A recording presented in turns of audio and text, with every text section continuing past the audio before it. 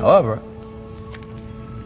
not every version of me was so pure of heart. Some of us, new worlds meant only one thing: new lands to be conquered. The peace between realities erupted into all out.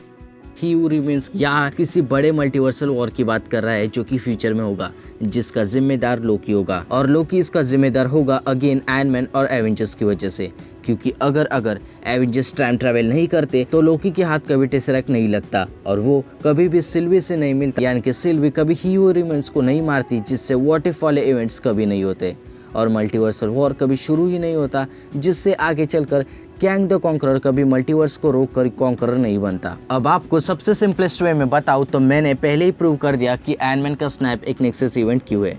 अब मैं आपको बताऊंगा कि TV ने iron man को arrest क्यों नहीं किया और ये एक नेक्सस इवेंट क्यों साबित नहीं हुआ, क्योंकि टोनी का मरना तय था और फ्यूचर एमसीयू के लिए इम्पोर्टेंट था। तो शॉर्ट में एक बार फिर बताओ, अगर एवेंजर्स कभी टाइम ट्रैवल नहीं करते तो लोकी कभी लेडी लोकी के पास नहीं जाता और ह्यू रिमेन्स कभी नहीं मरता और ना ही कभी व्हाट इफ सीरीज के इवेंट होते, जिसका मतलब ना ही कभी मल्टीवर्स वॉर होता जो कि फ्यूचर में होने वाला है, जिसकी बात ह्यू रिमेन्स लोकी के फाइनल एपिसोड में करता है। और दूसरी तरफ अगर आयरन मैन कभी मरता ही नहीं तो मिस्टीरियो कभी स्पाइडे के पीछे जाता ही नहीं, जिससे ना ही स्पाइडे की आइडेंटिटी पब्लिक होती, ना ही डॉक्टर स्ट्रेंज सिनिस्टर 6 को वापस एक ही यूनिवर्स में लाता। टोबी और एंड्रयू वाले स्पाइडरमैन भी इस मूवी में अपीयर हुए, तो इसका मतलब अगर टोनी ना मरता तो ये तीनों ही स्पाइडरमैन ना ये एक यूनिवर्स में आते और ना ही कभी doctor strange into multiverse of madness वाले इवेंट्स होते और ना ही कभी इटर्नल्स मूवी आती और ना ही Ant Man and the Wasp Quantumania बनती, क्योंकि इटर्नल्स के ट्रेलर के अकॉर्डिंग इस मूवी के आधे इवेंट्स धरती पर स्नैप की वजह से हो रहे। और वही अगर ह्यू रिमेन नहीं मरता तो उसका दूसरा version Ant Man and the Wasp Quantumania में अपीयर नहीं होता।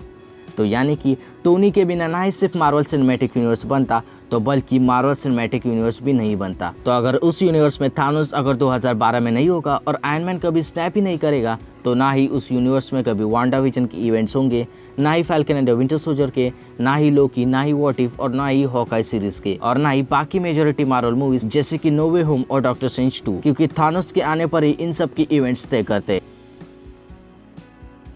तो अब कंक्लूजन ये निकलता है कि ये सब चीजें कैंग द कॉन्करर होने दे रहा है ताकि आगे चलकर मल्टीवर्सल वॉर हो। तो आयरन मैन का स्नैप करना अगर इस यूनिवर्स के लिए इंपॉर्टेंट है तो उस 2012 वाले यूनिवर्स में भी है, क्योंकि डेस्टिनी कैंग के भी थानोस, एवेंजर्स और आयरन मैन के स्नैप के अराउंड घूमती है, जो कि मेरी इस थियरी से प्रूव हो जाता है कि थानोस 2023 से 2012 में ट्रांसफर हुआ और फिर उसने इतना सब कुछ किया, जिससे फ्यूचर एमसीयू के इवेंट होंगे और कैंग मल्टीवर्सल वॉर से उसका मोटिव पूरा करेगा और सारे इवेंट्स प्रॉपरली होंगे। अब उसका मोटिव क्या है ये तो हमें फ्यूचर में ही पता चलेगा, लेकिन आयरन मैन का स्नैप करना उसके और एमसीयू के फ्यूचर के लिए बहुत ही इंपॉर्टेंट है। तो आई होप आपको ये वीडियो समझ आई हो। अगर नहीं आई हो तो नीचे कमेंट कर देना या इंस्टाग्राम पर बिंदास डीएम कर देना, मैं आपको सब एक्सप्लेन कर दूंगा। और हाँ, मेरी the Marvel Cinematic Multiverse explain in Hindi वाली वीडियो प्लीज देख ही लेना, जिसमें मैंने with proofs Civil War 2, Young Avengers, Avengers 5 के इवेंट्स एक्सप्लेन किए हैं। तब तक के लिए मैं मिलता हूं आपको नेक्स्ट वीडियो में और भी इंटरेस्टिंग मार्वल टॉपिक्स वीडियोस के साथ।